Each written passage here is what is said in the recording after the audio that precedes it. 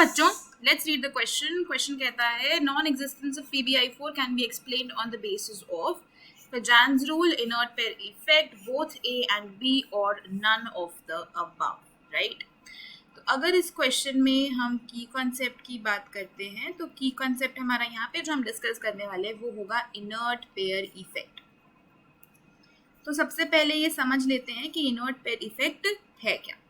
Inert pair effect को अगर हम डिफाइन करेंगे तो ऐसे डिफाइन करेंगे that it is the reluctance of the s electrons to participate in bonding, right? तो आपके जो p ब्लॉक के एलिमेंट्स होते हैं वो इनर्ट पेयर इफेक्ट दिखाते हैं. तो इसमें क्या होता है ना, जैसे जैसे हम नीचे जाते रहते हैं ग्रुप में तो क्या होता रहता है, s इलेक्ट्रॉन्स का पार्टिसिपेशन बॉन्डिंग में कम होता रहता है. ऐसा क्यों होता है? Because of the d and f orbitals जो आ जाते हैं. क्योंकि जैसे जैसे हम नीचे जा रहे हैं किसी भी ग्रुप में तो उसमें डी और एफ ऑर्बिटल्स भी तो फिल होने लग रहे हैं, क्योंकि ये बड़ा हो रहा है एटम, नंबर ऑफ इलेक्ट्रॉन्स बढ़ रहे हैं तो और सब शेल्स फिल हो रहे हैं जैसे कि डी और एफ. और डी और एफ की जो इफेक्ट होता है ना, बहुत ही पुअर शील्डिंग इफेक्ट होता है, राइट? बहुत ही इनका पुअर शील्डिंग इफेक्ट होता है जिसकी वजह से एस इलेक्ट्रॉन्स पार्टिसिपेट नहीं कर पाते बॉन्डिंग में. फॉर एग्जाम्पल यहाँ पे हम ग्रुप 14 का ही एग्जाम्पल ले लेंगे जो कि पी ब्लॉक को ही बिलोंग करता है, जैसे carbon, silicon, germanium, tin, lead. Group 14 की जो आउटर इलेक्ट्रॉनिक कॉन्फ़िगरेशन होती है वो क्या होती है, NS2Np2.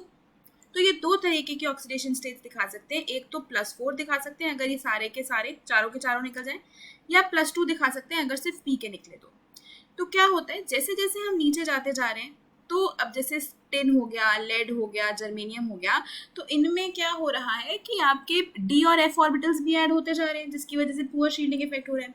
तो क्या होता है, as we go down the group जो +4 ऑक्सीडेशन स्टेट है ना उसकी स्टेबिलिटी डिक्रीज होती जाती है और +2 ऑक्सीडेशन जो स्टेट है उसकी स्टेबिलिटी इंक्रीज होती जाती है, क्योंकि जैसे जैसे हम नीचे जा रहे हैं एस इलेक्ट्रॉन्स शील्ड होते जा रहे हैं, they are not participating in bonding.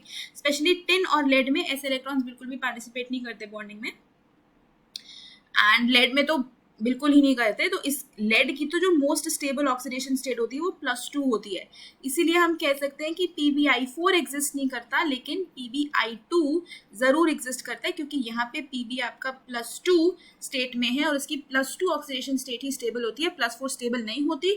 इसलिए +4 में ज्यादा कंपाउंड्स नहीं बनाता है, लेकिन +2 में बनाता है क्योंकि +2 इसकी स्टेबल ऑक्सीडेशन स्टेट है. रीजन क्या है, inert pair effect. S electrons participate नहीं कर रहे तो सिर्फ पी के इलेक्ट्रॉन्स निकल रहे हैं एंड इसलिए +2 ऑक्सीडेशन स्टेट स्टेबल है. तो इस क्वेश्चन का जो रीजन है that is inert pair effect. इस वजह से PbI4 एग्जिस्ट नहीं करता. तो अगर इस क्वेश्चन का हम फाइनल आंसर देखेंगे that is going to be option B. Hope you understood it well. Best of luck.